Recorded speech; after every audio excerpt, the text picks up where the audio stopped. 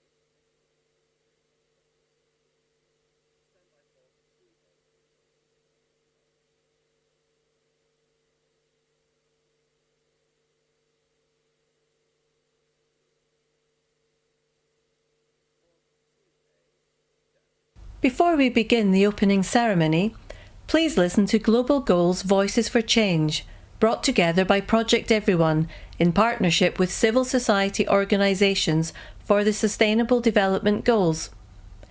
These voices will be accompanied by portraits from the artist JR's Inside Out project, submitted by people from around the world calling for action on climate. Every day, I think how bad the climate crisis is. But then I remember how many people and voices I'm fighting for, and everything just makes sense. Governments must fight for their people's future, and we will hold them accountable for it. I want to see a world in which humans are able to thrive in harmony with nature.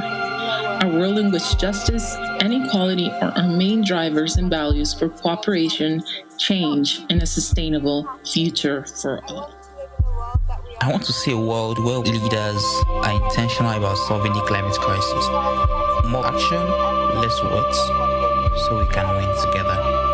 I would like to see world leaders work together to address the urgency of the climate crisis and give us young people hope for our future.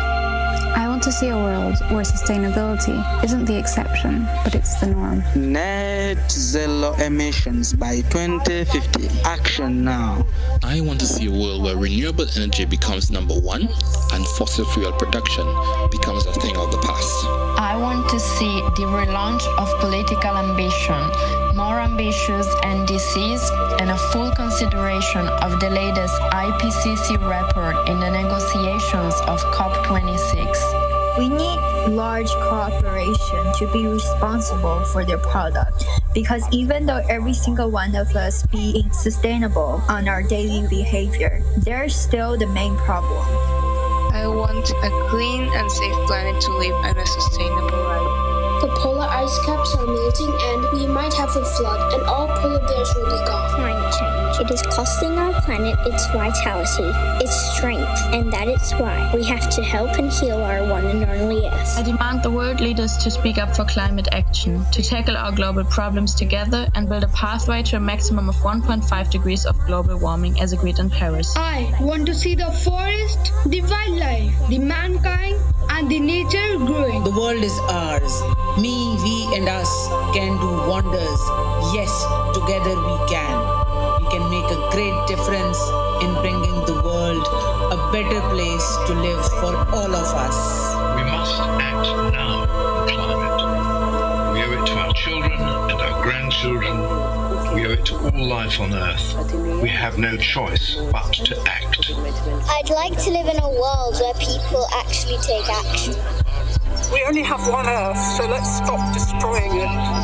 I want to grow up in a world without climate change. Understand the importance of nature, as nature has helped us all. It provides us everything that we need, like fruits, vegetable, oxygen. So please be supportive. I want to see a world where humans learn to coexist with nature and respect it. A world where the environment thrives and the future of the next generations is promised and limitless. The climate crisis is affecting everyone around the world. Everyone has had a hand in starting it, so everyone must work together to stop it. The world is changing day by day. Hear this message, no more delay. Before the world becomes black and grey, be smart about replacing nature with buildings. Everything that is going to help us mitigate climate change is exactly what is going to improve our lives. We already have all the solutions to the crisis. We just need to implement them. The Amazon is calling for our help, and we need to build bridges and not walls, so we can build together a better future for everyone, not leaving anyone behind. I would like to live in a world where every young person feels like they can be part of creating positive change, because only together can we create the change we wish to see.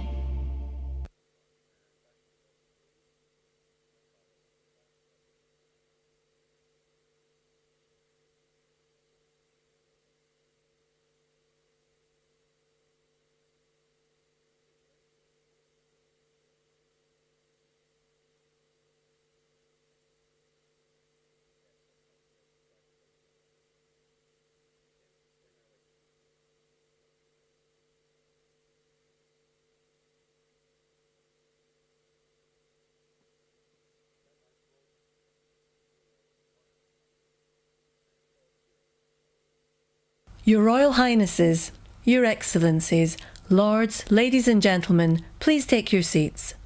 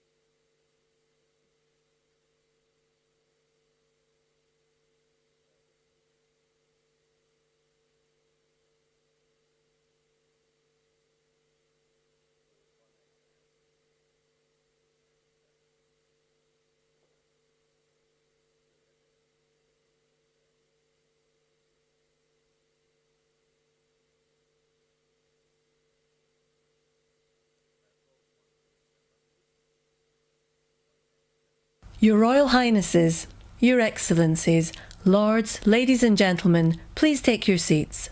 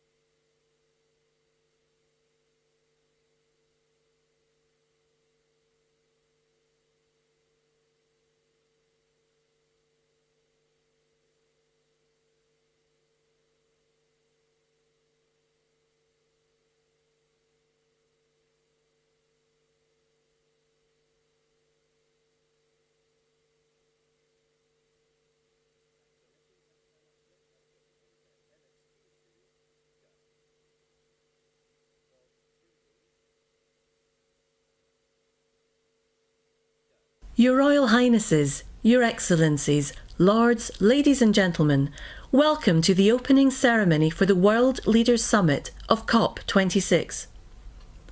Please welcome Scottish small piper Brianna Heimbull from the Isle of Skye, performing her own arrangement of the traditional melodies and Lamris and Harris dance.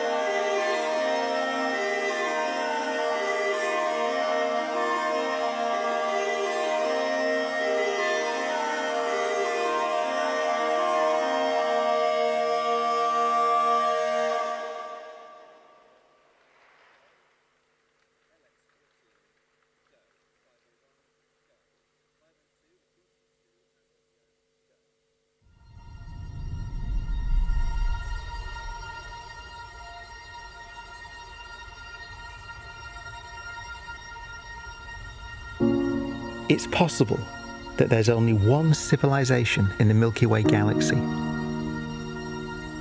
There may only have ever been one, and there may only ever be one. And that's us. We may be the first and last. That's important. If you're looking for a hint as to how we should behave politically, towards each other, towards our planet, then this idea matters. Imagine that the Earth is the only place in a galaxy where intelligent life exists. The only place where collections of atoms as old as time have come together into improbable patterns that can think and feel and bring meaning to an otherwise meaningless universe.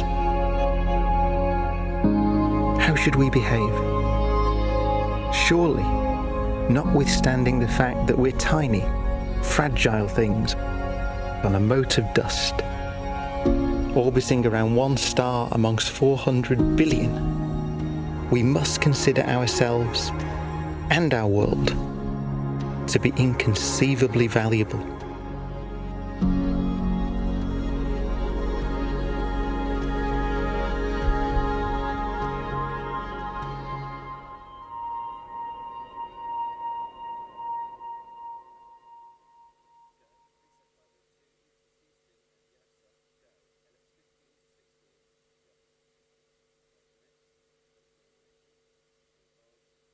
With her poem written for COP26, we are joined by writer, performer and storyteller Yersa Daly Ward.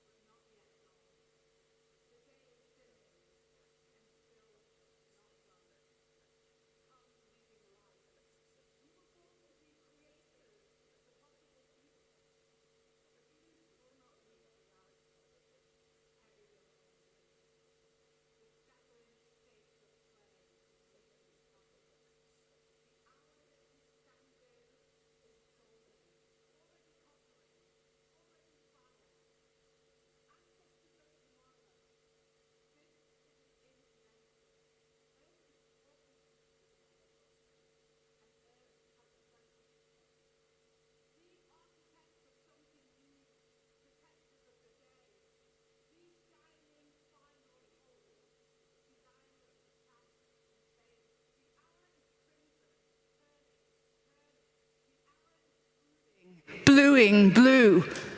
We are human, and we owe our home. Let's pay our home dues. These are the implications, so we have to end with the facts. Anything less than your best is too much to pay. Anything later than now is too little, too late. Nothing will change without you.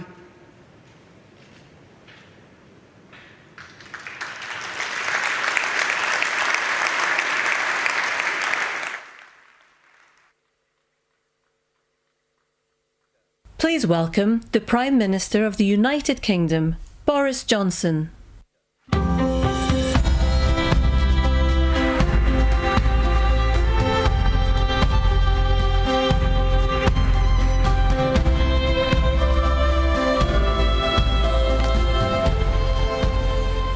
Good afternoon, everybody. Welcome to COP. Welcome to Glasgow and to Scotland, whose most globally famous fictional son is almost certainly a man called James Bond, who generally comes to the climax of his highly lucrative films strapped to a doomsday device, desperately trying to work out which coloured wire to pull to turn it off, while a red digital clock ticks down remorselessly to a detonation that will end human life as we know it. And we are in roughly the same position, my fellow global leaders, as James Bond today. Except that the tragedy is, this is not a movie. And the doomsday device is real. And the clock is ticking to the furious rhythm of hundreds of billions of pistons and turbines and furnaces and engines with which we are pumping carbon into the air faster and faster, record outputs, and quilting the Earth in an invisible and suffocating blanket of CO2, raising the temperature of the planet with a speed and an abruptness that is entirely man-made. And we know what the scientists tell us, and we have learned not to ignore them. 2 degrees more, and we jeopardize the food supply for hundreds of millions of people as crops wither, locusts swarm. 3 degrees, and you can add more wildfires and cyclones, twice as many, 5 times as many droughts, and 36 times as many heat waves.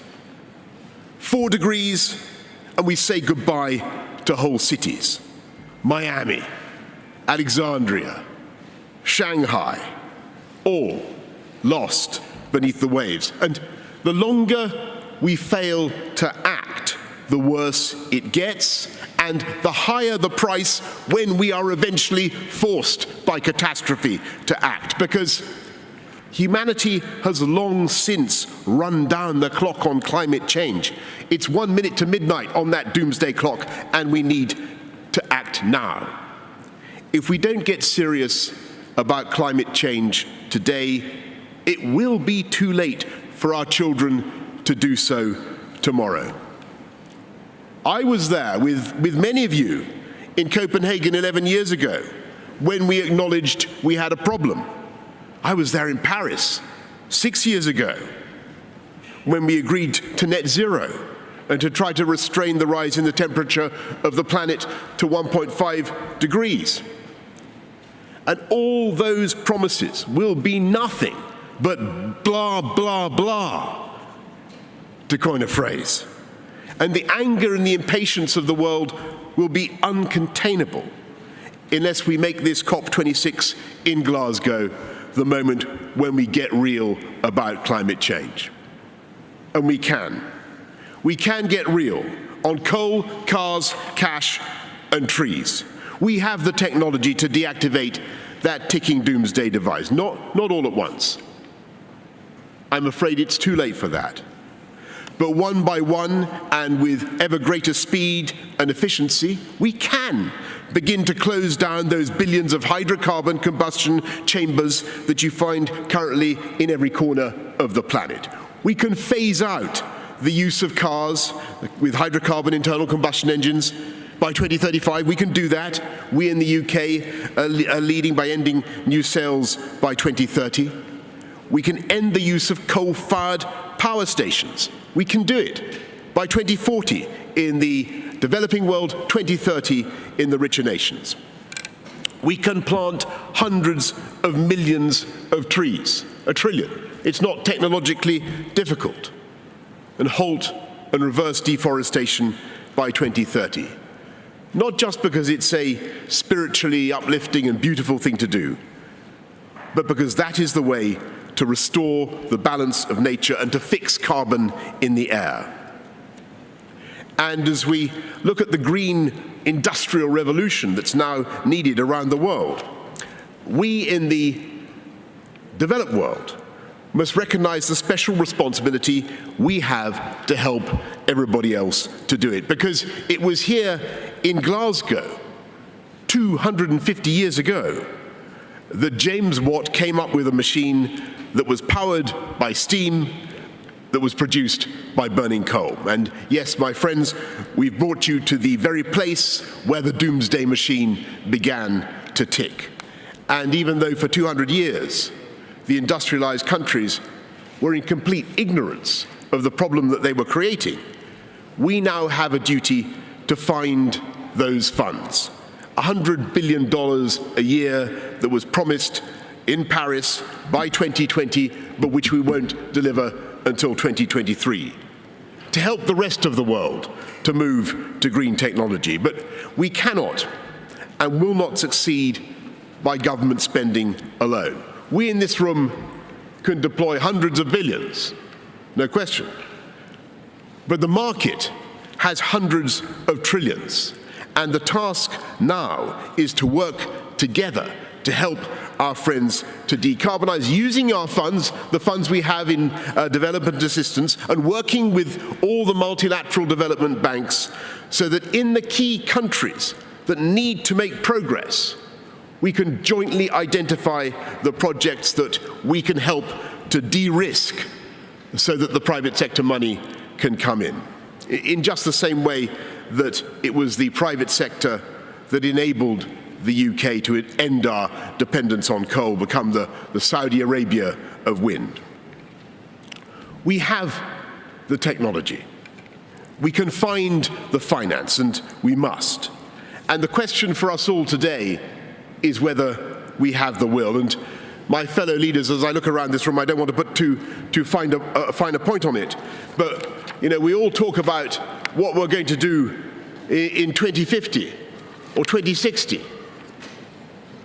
I don't think it will escape the notice of the crowds of young people outside, the billions who are watching around the world, half of the population of the world under 30, that the average age of this conclave of world leaders, I'm afraid to say, is over 60. I fully intend to be alive in 2060. I will be a mere 94 years old, even if I'm not still in Downing Street. But you never know. But the children who will judge us are children not yet born, and their children. And we are now coming center stage before a vast and uncountable audience of posterity, and we mustn't fluff our lines or miss our cue, because if we fail, they will not forgive us. They will know that Glasgow was the historic turning point when history failed to turn.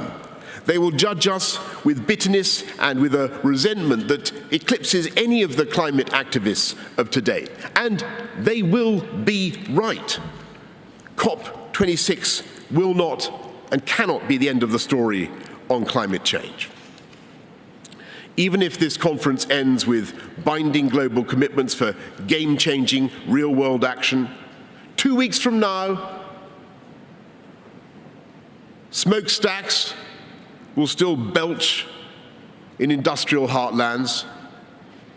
Cows will still belch in their pastures, even if some brilliant Kiwi scientists are teaching them how to be more polite. Cars, powered by petrol and diesel, will still choke congested roads in the world's great cities. No one conference could ever change that. If summits alone solved climate change, then we wouldn't have needed 25 previous COP summits to get where we are today. But while COP26 will not be the end of climate change, it can and it must mark the beginning of the end. In the years since Paris, the world has slowly and with great effort and pain built a lifeboat for humanity. And now is the time to give that lifeboat a mighty shove into the water, like some great liner rolling down the slipways of the Clyde. Take a sextant sighting on 1.5 degrees and set off on a journey to a cleaner, greener future. So let us therefore, in the next days, devote ourselves to this extraordinary task, so that we not only continue with a program that is of green industrial revolution that is already creating millions of high-wage, high-skilled jobs in power and technology, taking our economies forward. Let us also do enough to save our planet and our way of life. And as we work, let us think about those billions of beady eyes that are watching us around the world, increasingly edgy and disenchanted. And let us think of the billions more of the unborn, whose anger will be all the greater if we fail. We cannot let them down. We have the ideas, we have the technology, we have the bankers, we have the corporations and the NGOs, we have the interpreters, we have the meeting rooms. If all else fails, we have the unbeatable hospitality and refreshment of Glasgow. We may not feel much like James Bond, not all of us necessarily look like James Bond, but we have the opportunity and we have the duty to make this summit the moment when humanity finally began, and I stress began, to defuse that bomb, and to make this the moment when we began irrefutably to turn the tide and to begin the fight back against climate change. Yes, it's going to be hard, but yes, we can do it. And so let's get to work with all the creativity and imagination and goodwill that we possess. Thank you very much, and good luck to all of us. Thank you.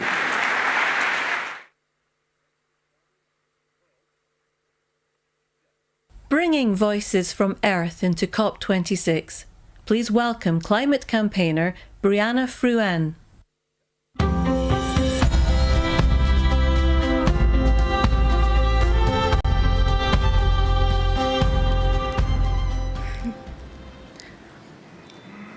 When I was a little girl, I was taught the importance and impact of words.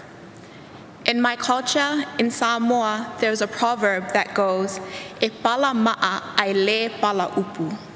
It means that even stones decay, but words remain. A lesson in knowing how words can be wielded, how text can change everything, how each word you use is weighted, how switching one word or number could reframe worlds, how climate action can be vastly different from climate justice, how 2 degrees could mean the end and 1.5 could mean a fighting chance.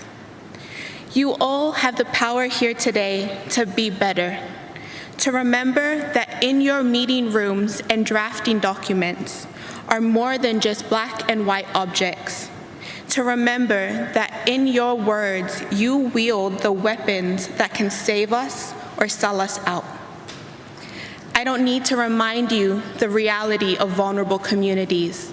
If you're here today, you know what climate change is doing to us. You don't need my pain or my tears to know that we're in a crisis. The real question is whether you have the political will to do the right thing, to wield the right words, and to follow it up with long overdue action. If you're looking for inspiration on this, Look no further than the climate leadership of young Pacific people. We are not just victims to this crisis. We have been resilient beacons of hope. Pacific youth have rallied behind the cry, "We are not drowning, we are fighting." This is our warrior cry to the world. We are not drowning, we are fighting. This is my message from Earth to COP. I hope you remember my words today and look closely at your words as you go throughout COP, because e pala ma'a ai le pala upu. Thank you.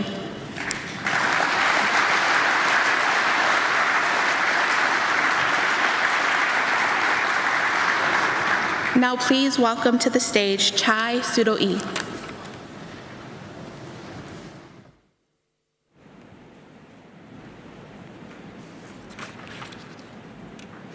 My name is Chai Surui.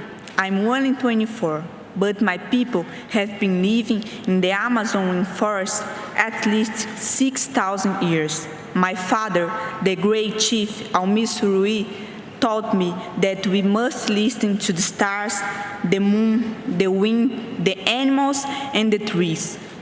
Today, the climate is warming, the animals are disappearing, the rivers are dying, and our plants don't flower like they did before. The earth is speaking. She tells us that we have no more time. A friend asked me, will we continue to think that today's injuries can be resolved with ointments and painkillers, even though we know that tomorrow our wounds will only run deeper? We need a different path, and with bold and global changes. It's not 2030 or 2050, it's now. While you are closing your eyes to reality, the land defender Ariel Wewawau, my friend since I was a kid, was murdered for protecting the forest. Indigenous peoples are in the front line of the climate emergency, and we must be at the center of the decisions happening here. We have ideas to postpone the end of the world. Let us stop emptying lies and fake promises. Let us end the pollution of hollow words, and let us fight for a livable future and present. It's always necessary to believe the dream is possible. May our utopia be a future on Earth. Thank you. Please welcome the Secretary-General of the United Nations, Antonio Guterres.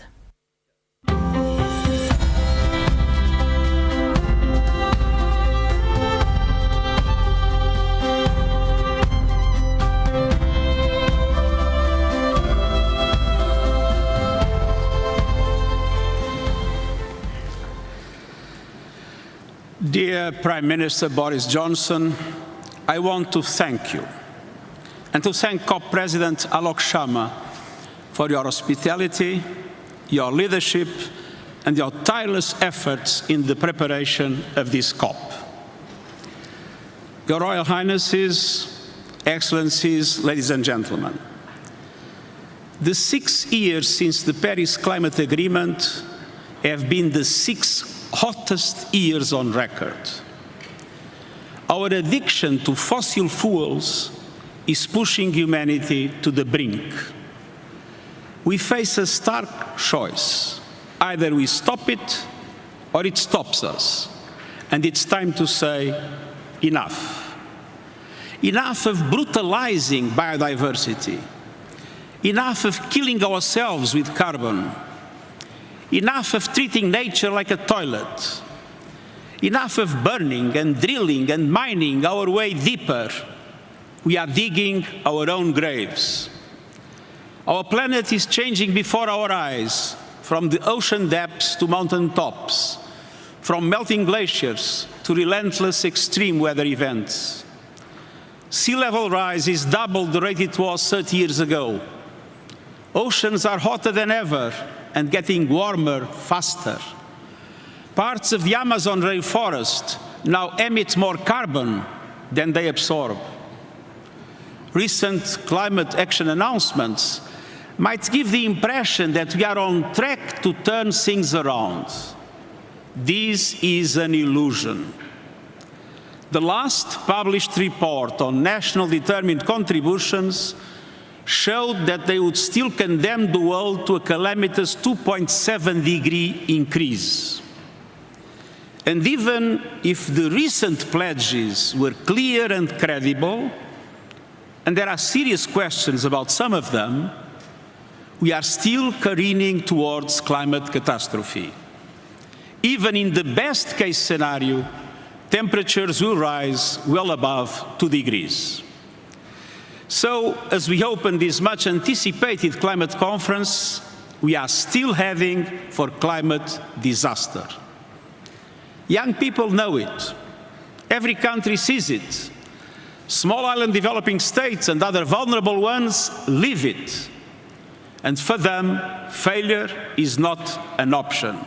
Failure is a death sentence. Excellencies, we face a moment of truth. We are fast approaching tipping points that will trigger escalating feedback loops of global heating. But investing in the net zero climate resilient economy will create feedback loops of its own, virtuous circles of sustainable growth, jobs, and opportunity. We have progress to build upon. A number of countries have made credible commitments to net zero emissions by mid-century. Many have pulled the plug on international financing of coal. Over 700 cities are leading the way to carbon neutrality, and the private sector is waking up. The Net Zero Asset Owners Alliance, the gold standard for credible commitments and transparent targets, is managing $10 trillion in assets and catalyzing change across industries. The Climate Action Army, led by young people, is unstoppable. They are larger, they are louder, and I assure you, they are not going away, and I stand with them. Excellencies, the science is clear. We know what to do. First, we must keep the goal of 1.5 degrees Celsius alive. This requires greater ambition on mitigation and the immediate concrete action to reduce global emissions by 45% by 2030. G20 countries have a particular responsibility as they represent around 80% of emissions. According to the principle of common but differentiated responsibilities, in light of national circumstances, developed countries must lead the effort. But emerging economies too must go the extra mile, as their contribution is essential for the effective reduction of emissions. We need maximum ambition from all countries on all fronts to make Glasgow a success. I urge developed countries and the emerging economies to build coalitions to create the financial and technological conditions to accelerate the decarbonization of the economy as well as the phase-out of coal. These coalitions are meant to support the large emitters that face more difficulties in the transition from grey to green, for them to be able to do it. Let's have no illusions. If commitments fall short by the end of this COP, countries must revisit their national climate plans and policies, not every 5 years, every year, every moment, until keeping to 1.5 degrees is assured, until subsidies to fossil fuels end, until there is a price on carbon, until coal is phased out. But we also need greater clarity. There is a deficit of credibility and a surplus of confusion over emissions reductions and net zero targets with different meanings and different metrics.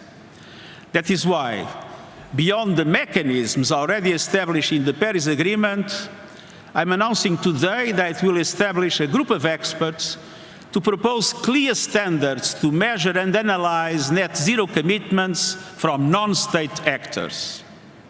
Second, we must do more to protect vulnerable communities from the clear and present dangers of climate change. Over the last decade, nearly 4 billion people suffered climate-related disasters. That devastation will only grow. But adaptation works. Early warning systems save lives. Climate-smart agriculture and infrastructure save jobs. And all donors must allocate half their climate finance to adaptation. And public and multilateral development banks should start as soon as possible. Third, this COP must be a moment of solidarity. The $100 billion a year climate finance commitment in support of developing countries must become a 100 billion climate finance reality. And this is critical to restoring trust and credibility. I welcome the efforts led by Canada and Germany to help us get there. It is an important first step, but it delays the largest support for years, and it doesn't give clear guarantees. And beyond the 100 billion, developing countries need far greater resources to fight COVID-19, to build resilience and pursue sustainable development. Those suffering the most, namely least developed countries and small island developing states, need urgent funding, more public climate finance, more overseas development aid, more grants, easier access to funding. And multilateral development banks must work much more seriously at mobilizing greater investment through blended and private finance. Excellencies, the sirens are sounding. Our planet is talking to us and telling us something. And so are people everywhere. Climate action tops the list of people's concerns across countries, age, and gender. We must listen, and we must act, and we must choose wisely.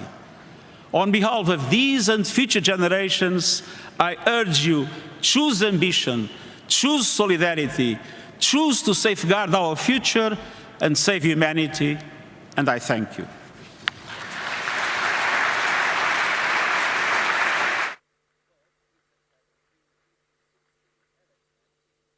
There will now be a short film, a message from our planet to all of us, Earth to COP.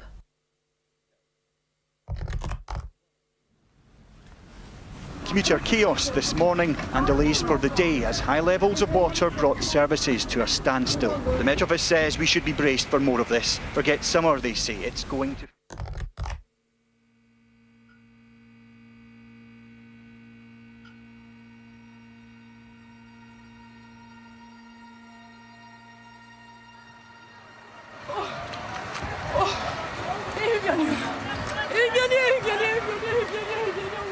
But the evidence in the record now is becoming clearer and clearer. No longer assume the temperature of the world is stable. And for the average American, that carbon footprint is about 16 tons of carbon emissions. What about COP26? What is COP? The potential threat to the surrounding natural environment. You can see the ocean becoming more acid of what the UN is calling the world's first climate change famine. 記録的な暑さだとか、あとは危険な暑さだっていう言い方されてます。 Periods of early frost, the frequency of hurricanes. If the scientists are correct in their fears and predictions. It's a sure sign of climate change. I'm sorry. No, don't be sorry. And that's because the more we take, the less there is for future generations.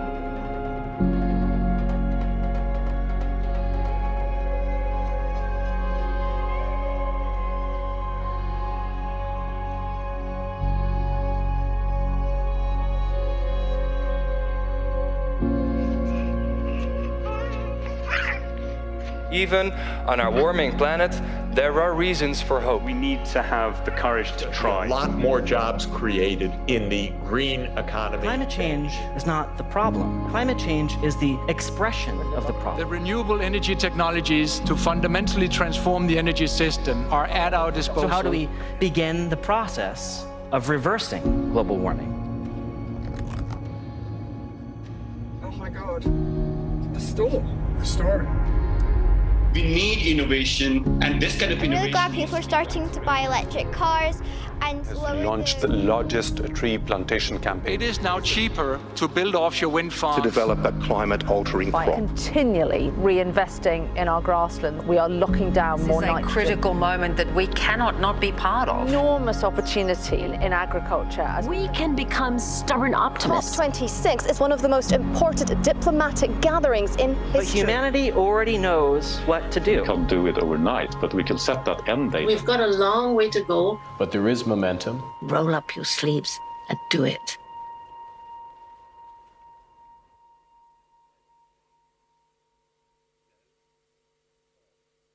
Your Royal Highnesses, Your Excellencies, Lords, Ladies and Gentlemen, please welcome His Royal Highness, the Prince of Wales.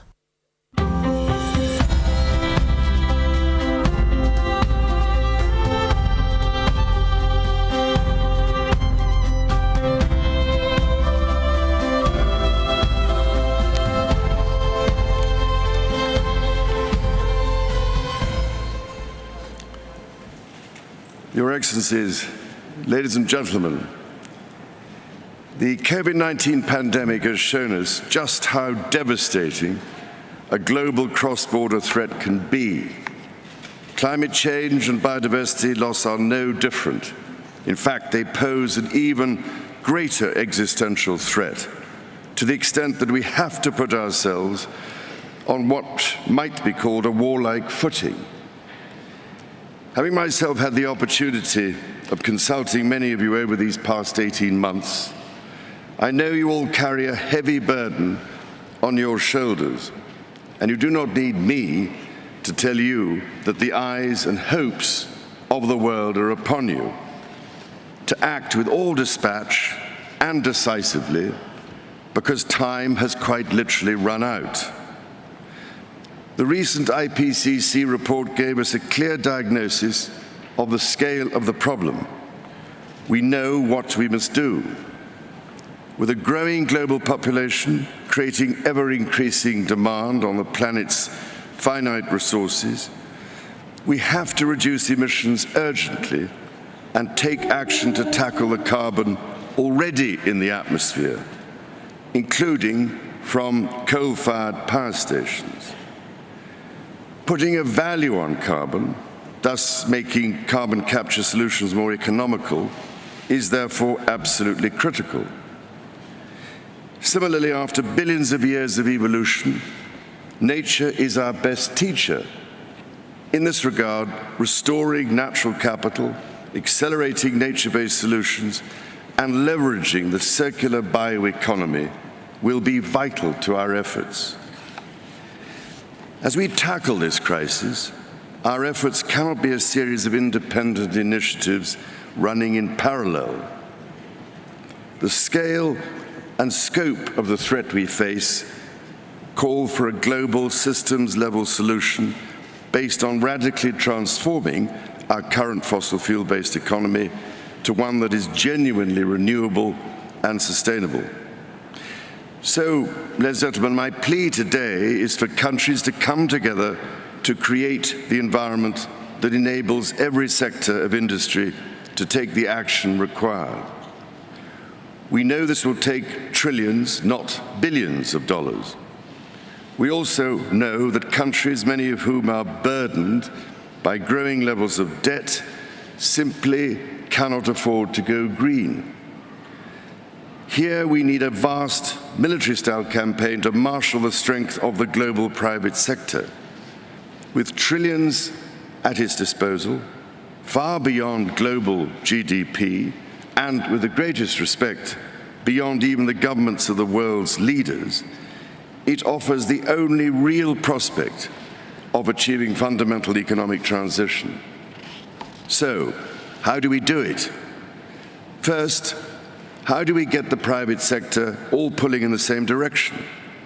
After nearly 2 years now of consultation, CEOs have told me that we need to bring together global industries to map out, in very practical terms, what it will take to make the transition.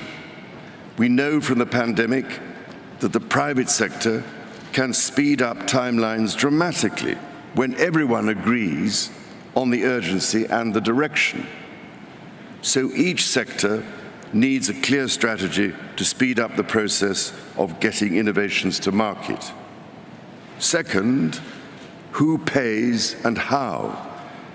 We need to align private investment behind these industry strategies to help finance the transition efforts, which means building the confidence of investors so that the financial risk is reduced.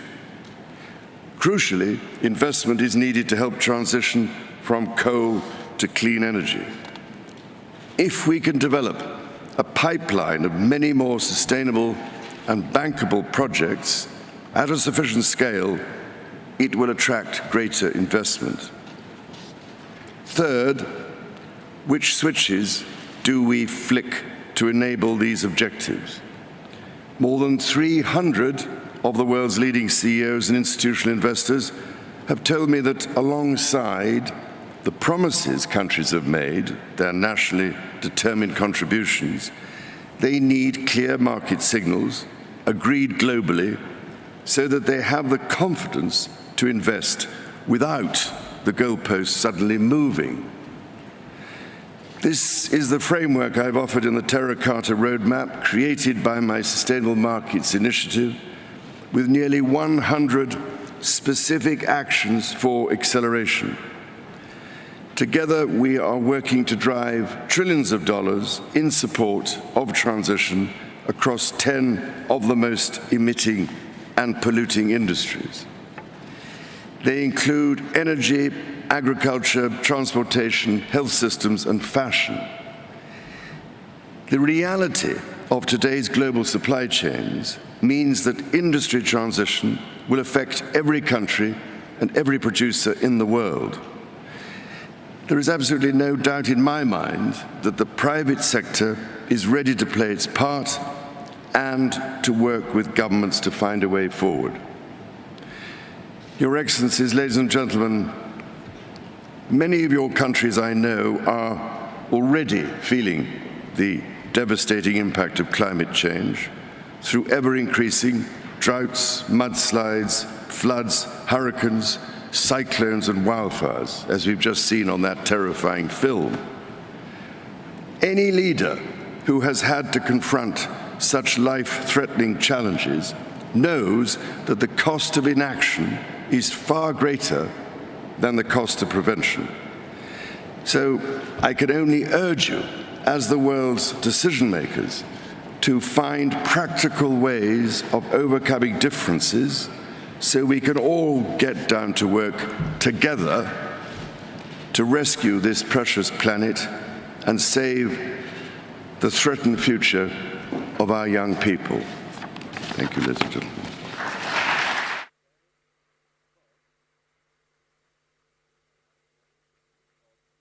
Please welcome the COP26 People's Advocate, who has dedicated his lifetime to highlighting the beauty of the natural world, Sir David Attenborough.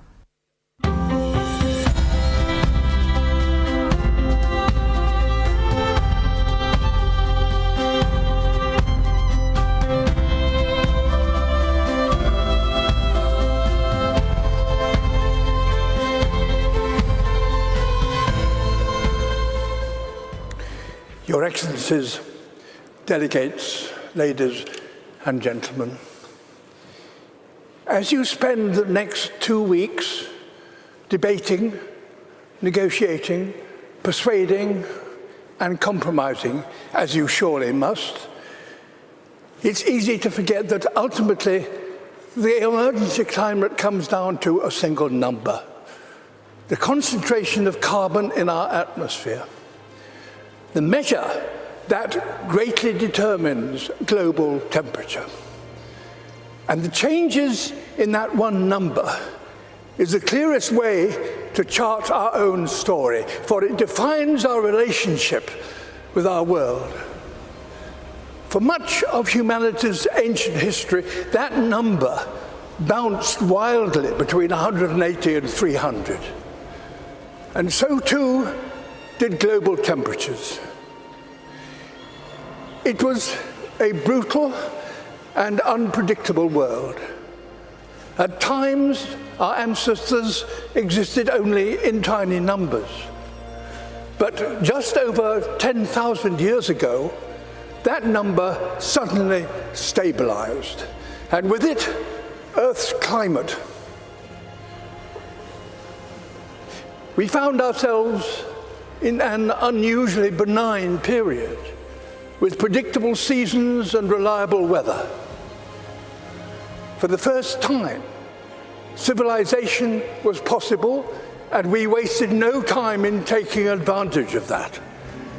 Everything we've achieved in the last 10,000 years was enabled by the stability during this time. The global temperature has not wavered over this period by more than plus or minus 1 degree Celsius. Until now. Our burning of fossil fuels, our destruction of nature, our approach to industry, construction and learning are releasing carbon into the atmosphere at an unprecedented pace and scale. We are already in trouble. The stability we all depend on is breaking. This story is one of inequality as well as instability. Today, those who've done the least to cause this problem are being the hardest hit. Ultimately, all of us will feel the impact, some of which are now unavoidable.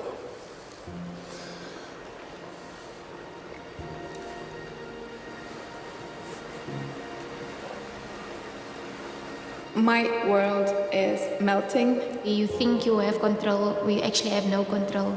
I'm absolutely terrified to bring a child to this world. Is this how our story is due to end? A tale of the smartest species doomed by that all too human characteristic of failing to see the bigger picture in pursuit of short-term goals.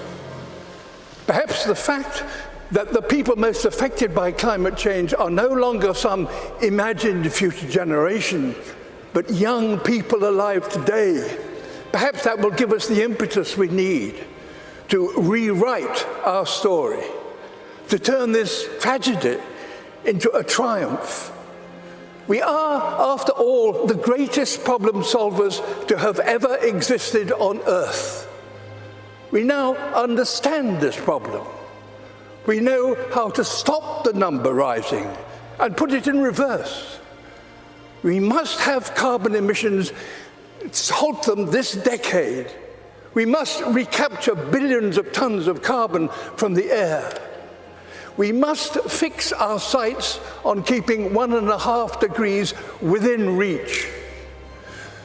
A new industrial revolution powered by millions of sustainable innovations is essential and is indeed already beginning.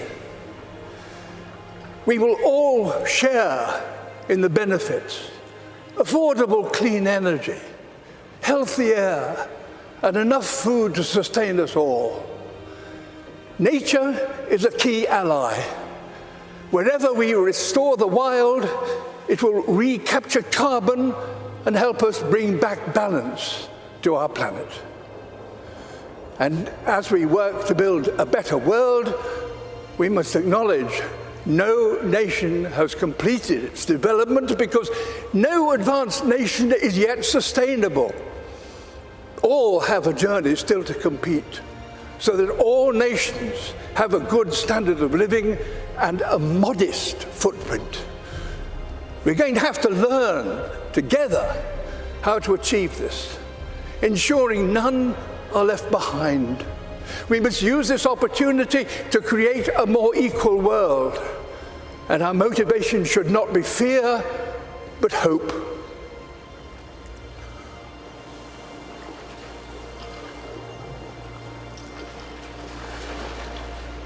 Can we fix climate problem in one generation? My answer would be yes, we have to.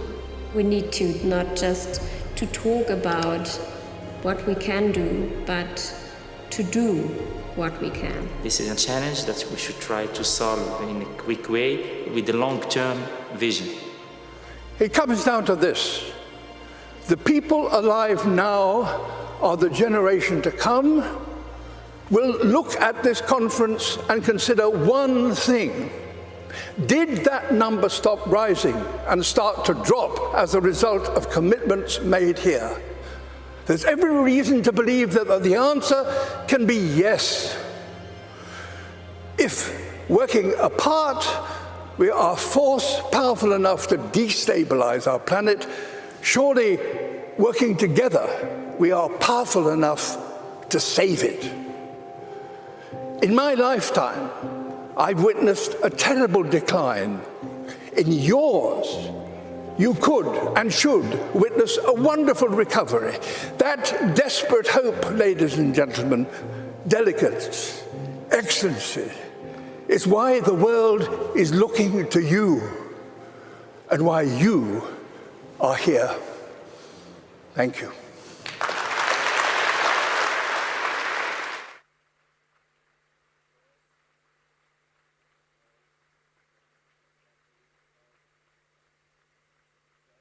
Please welcome the Prime Minister of Barbados, Motley.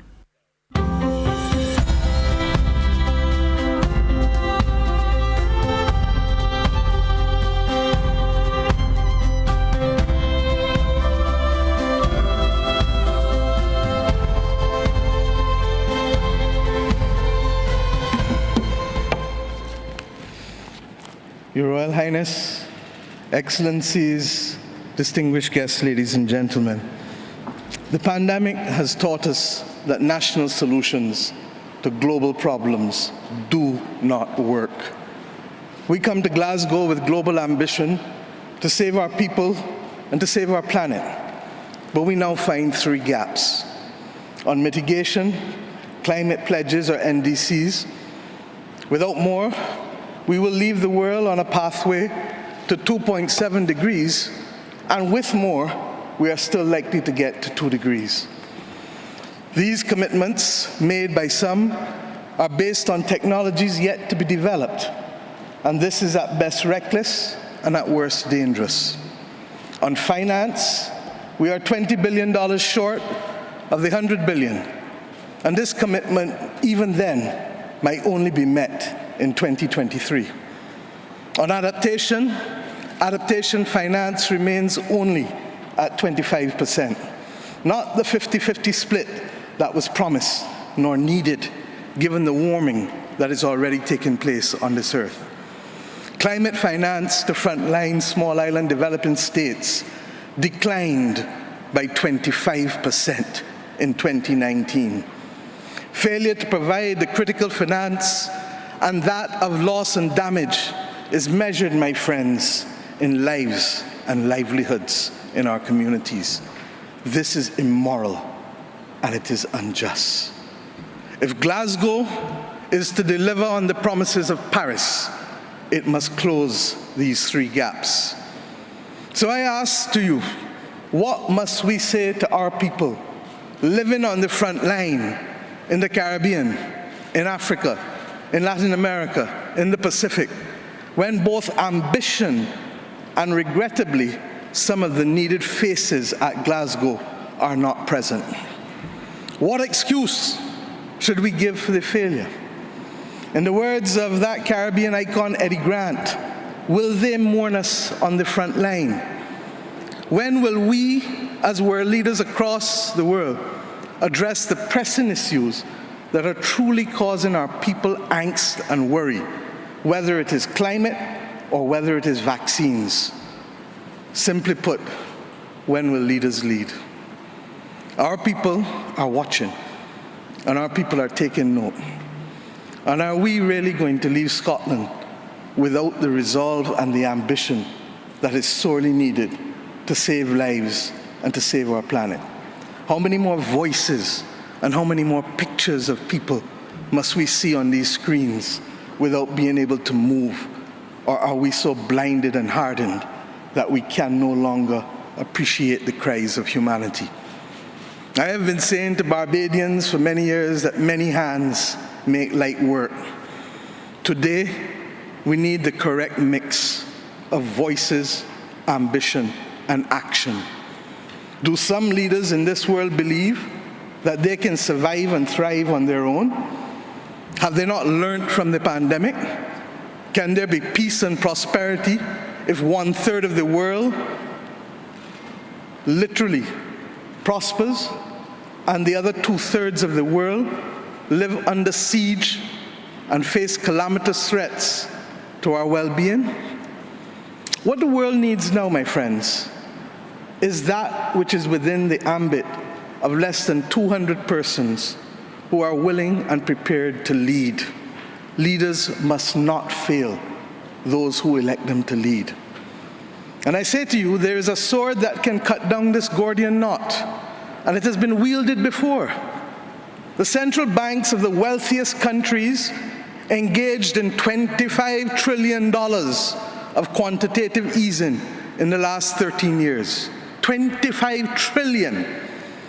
Of that, 9 trillion was in the last 18 months to fight the pandemic. Had we used that 25 trillion to purchase bonds, to finance the energy transition, or the transition of how we eat, or how we move ourselves in transport, we would now today be reaching that 1.5 degrees limit that is so vital to us. I say to you today in Glasgow that an annual increase in the SDRs of $500 billion a year for 20 years, put in a trust to finance the transition, is the real gap, Secretary-General, that we need to close, not the 50 billion being proposed for adaptation. And if 500 billion sounds big to you, guess what? It is just 2% of the 25 trillion. This is the sword we need to wield. Our excitement 1 hour into this event is far less than it was 6 months ago leading up to this event. Can we, with those voices and these speeches from Sir David and others, find it within ourselves to get the resolve to bring Glasgow back on track? Or do we leave today believing that it was a failure before it starts? Our world, my friends, stands at a fork in the road. One no less significant than when the United Nations was formed in 1945. But then, the majority of our countries here did not exist. We exist now. The difference is we want to exist 100 years from now. And if our existence is to mean anything, then we must act in the interests of all of our people who are dependent on us. And if we don't, we will allow the path of greed and selfishness to sow the seeds of our common destruction. The leaders of today, not 2030, not 2050, must make this choice. It is in our hands, and our people and our planet need it more than ever. We can work with who is ready to go, because the train is ready to leave. And those who are not yet ready, we need to continue to ring circle and to remind them that their people, not our people, but their citizens, need them to get on board as soon as possible. Code red to the G7 countries. Code red to the G20. Earth to COP, that's what it said. Earth to COP.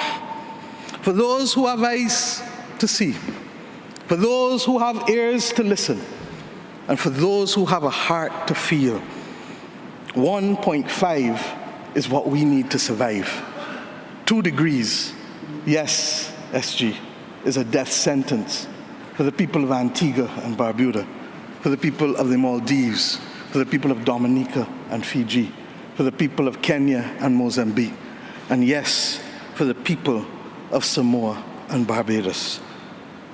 We do not want that dreaded death sentence.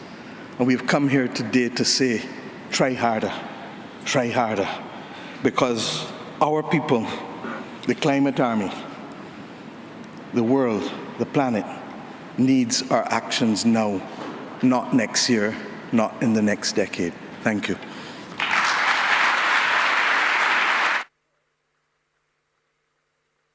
Bringing their message from their countries to COP, we will now hear from climate campaigners in Chile and Egypt.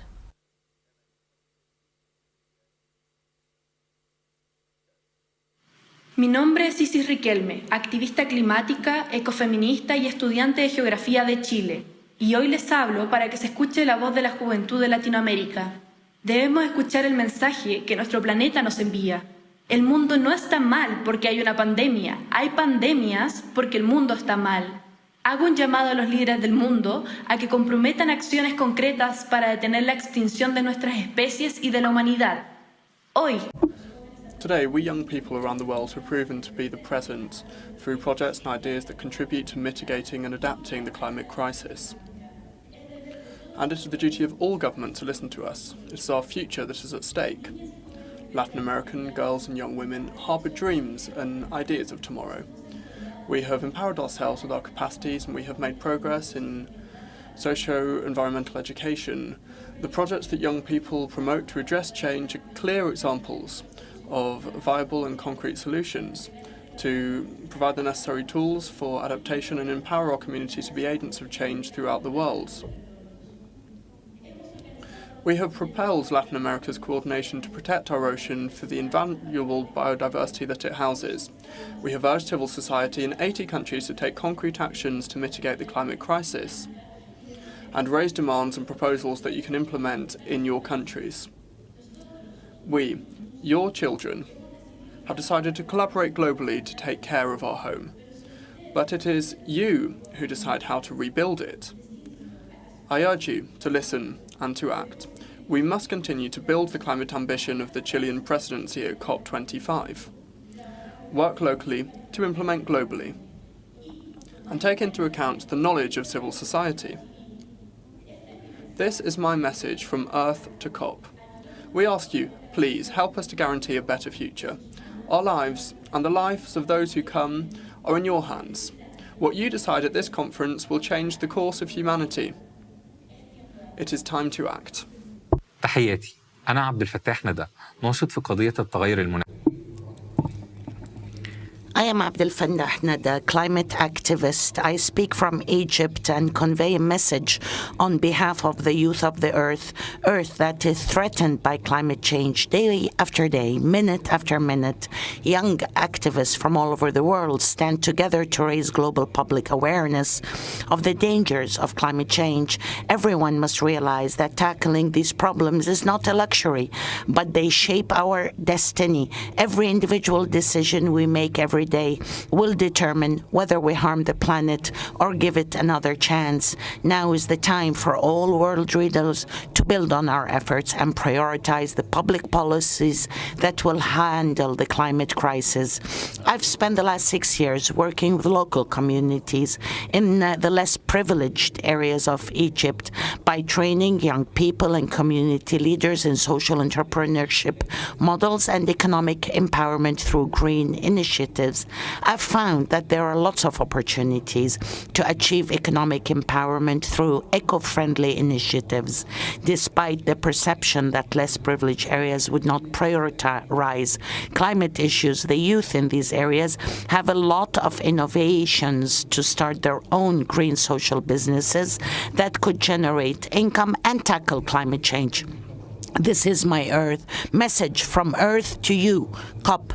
I urge you, world leaders, to put green and circular economy at the top of your priorities. I believe that this could transform the mindsets and mainstream support to the crisis. Our Earth faces, the young people of Egypt are hopeful to host COP27 and welcome you to our country next year to showcase some credible examples of Egyptian youth's efforts. Imagine what we can achieve together if we set this as our collective mission. I thank you. 15% of the world's population have a disability. Here is a message on their behalf. My name is Eddie Ndopu. Today, I'm speaking to you on behalf of the world's largest minority, the 15% of people in the world who have a disability. But make no mistake, there is nothing minor about who we are. We are larger than life, but because of systemic exclusion and inequality, our power and brilliance is often ignored or diminished. As an ambassador for the We the 15 campaign, I am here to tell you that we refuse to be rendered invisible in the climate action conversation. The impact of climate change is disproportionate for disabled people around the world. The change that climate change is creating is no longer a debate about the future or what might happen, because it is happening. We are some of the planet's most vulnerable citizens and some of the most resilient. But Earth is equally vulnerable, and its resilience is not without limits. We are dangerously close to reaching those limits. In my home in South Africa, I see the impact of climate change on our communities, on our economy, on our ability to grow food, and even to survive. I see a generation growing up with fear in their hearts at what the future holds. On behalf of everyone, disabled and non-disabled all around the world, I call on you to commit to concrete actions to stop the destruction of this magnificent planet. This conference is one of the most important meetings in history. You have the chance to make decisions and reach agreements which will affect the lives of generations to come. You are in a position of extraordinary power. You can change forever the trajectory we are on. You can make a world that is once again full of hope, not fear. This is my message from Earth to COP. On behalf of We the 15, I ask you, please help us to guarantee a safer future for every life, regardless of their ability.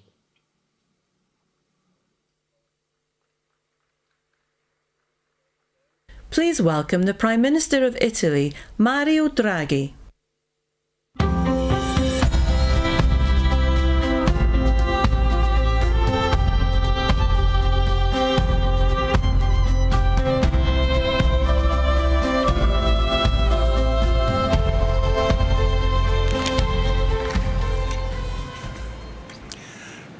Prime Minister Johnson, Excellencies, colleagues, ladies and gentlemen, the speeches we've just heard resonate deeply with me. Over the last few years, young people have done us a service by bringing the climate agenda on the front of our political debate. Young people were the center of the pre-COP summit in Milan. In Glasgow, here, we need to make them proud. The projected rise in global temperatures is set to affect dramatically life on our planet. From catastrophic fires and floods we've seen now, to the bleaching of coral reefs, to the loss of biodiversity, the impact of climate change is already all too evident. Its price also rising fast, especially for the poorer nations. The cost of disruptions for households and companies in low and middle-income countries amounts to a staggering $390 billion a year. Climate change also has serious repercussions on global peace and security. It can deplete natural resources and worsen social tensions, lead to new migration flows, and contribute to terrorism and organized crime. Climate change can tear us apart. Thanks to the constant dialogue and cooperation, we made good progress on addressing climate change. The G20 accounts for around 75% of global greenhouse gas emissions and around 80% of global GDP. At last weekend summit in Rome, its member states agreed that we must limit the rise in global temperature to 1.5 degrees. It was the first time. And committed to achieve net zero emissions by or around mid-century. We decided to step up our actions starting from this decade, enhance our nationally determined contributions, and stop the international public funding of unabated new coal by the end of this year. Here, at the COP26, we must now go further than we did at G20. We need to speed up our commitment to keep the rise in temperatures below 1.5 degrees. We need to build on the G20 agreement and act faster and more decisively. We must strengthen our efforts in the realm of climate finance. We must bring together the public and the private sector in new ways. We had a roadmap just made by Prince Charles. Prime Minister Johnson highlighted the amount of private money available. It's tens of trillions. But now we've got to use them. Now we have to find an intelligent way to spend them and spend them quickly. We need, first and foremost, that all multilateral development banks, and especially the World Bank, co-share with the private sector risks that the private sector alone cannot bear. We need country-based platforms where the World Bank and other banks, multilateral development banks, can actually co-share and make all this money usable to a good effort. This is the first, in a sense, great news that Prime Minister Johnson gave us today, that money is not a concern if we want to use it well. This COP26 must be the start of a new momentum, a quantum leap in our fight against climate change. And our youth must be at the center of this process. We intend to turn the Youth for Climate event we held in Milan into a regular feature of all COPs. Future generations will judge us for what we achieve or fail to achieve. We must involve them, listen to them, and above all, learn from them. Thank you.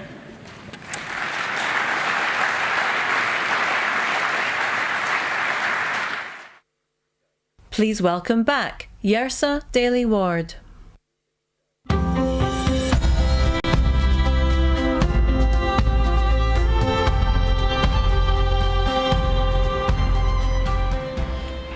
On Earth Day 2021, a competition was launched to give young people across the UK the opportunity to bring their voice to COP26. Together with Blue Peter, the longest-running children's programme in the world, COP26 asked them to use their creativity to send a message to you, the decision-makers of our planet. Thousands of children took part, and the film you're about to see brings to life the winning story written by Delphine, who has joined us here at the ceremony today. Delphine's story reminds us of what is so special about our world and why we should do everything in our power to protect our planet.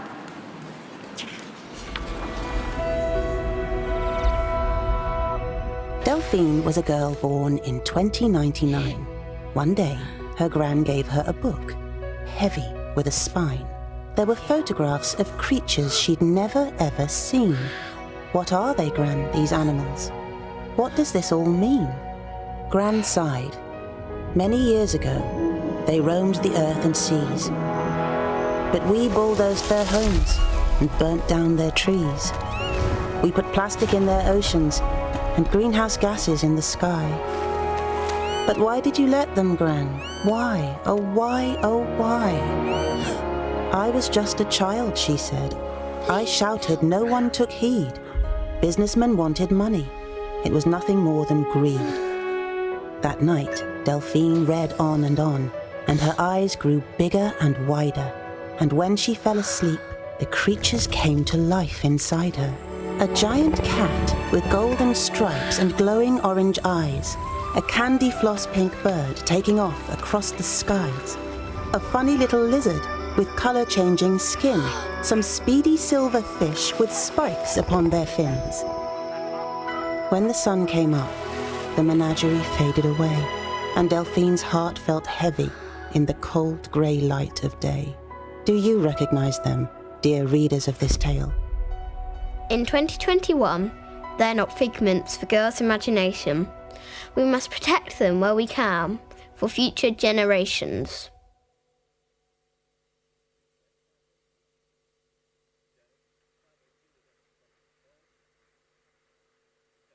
To close the ceremony, please welcome climate and environmental activist Elizabeth Wattuti.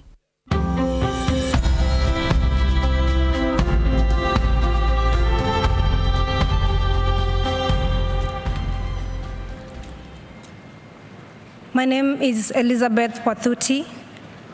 I am a youth climate activist from Kenya.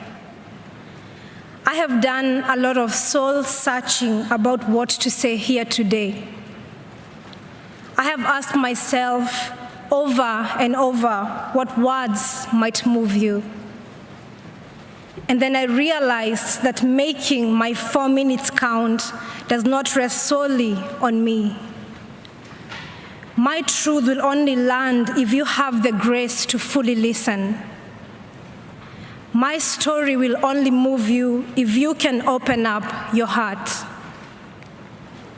I can urge you to act at the pace and scale necessary, but in the end, your will to act must come from deep within.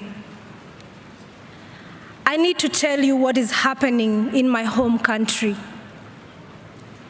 Right now, as we sit comfortably here in this conference center in Glasgow, over 2 million of my fellow Kenyans are facing climate-related starvation. In this past year, both of our rainy seasons have failed, and scientists say that it may be another 12 months before the waters return again. Meanwhile, our rivers are running dry. Our harvests are failing. Our storehouses stand empty. Our animals and people are dying. I have seen with my own eyes 3 young children crying at the side of a dried-up river after walking 12 miles with their mother to find water. Please open your hearts. This is not only happening in Kenya. Over the past few months, there have been deadly heat waves and wildfires in Algeria and devastating floods in Uganda and Nigeria. And there is more still to come. By 2025, in just 4 years' time, half of the world's population will be facing water scarcity. And by the time I'm 50, the climate crisis will have displaced 86 million people in sub-Saharan Africa alone. I would like you to join me in holding a moment of compassionate silence for the billions of people who are not here with us today, whose stories are not being heard, and whose suffering is not being felt.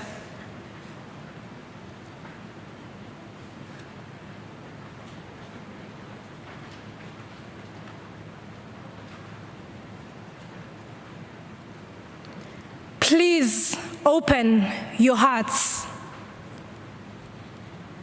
If you allow yourself to feel it, the heartbreak and the injustice is hard to bear. Sub-Saharan Africans are responsible for just 0.5% of historical emissions.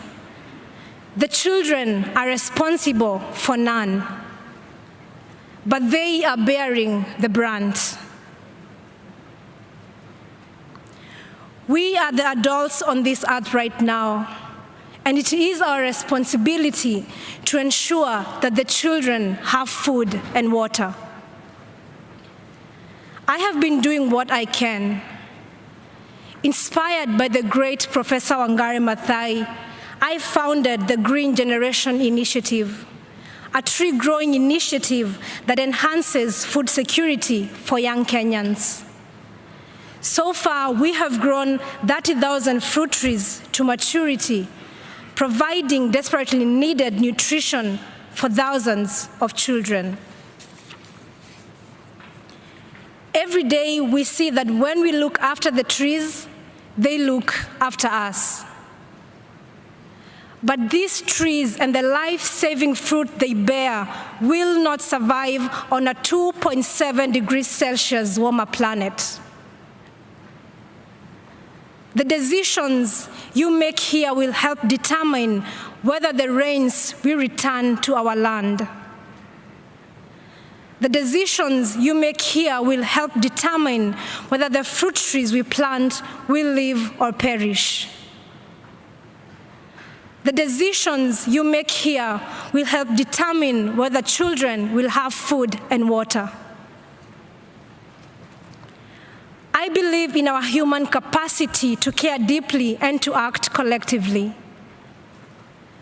I believe in our ability to do what is right if we let ourselves feel it in our hearts. So for these next 2 weeks, let us feel it in our hearts. The children cannot live on words and empty promises. They are waiting for you to act. Please open your hearts and then act. Thank you.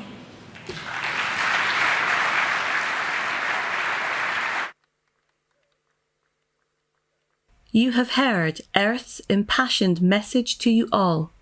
Earth is calling for action this day. This has been Earth to COP.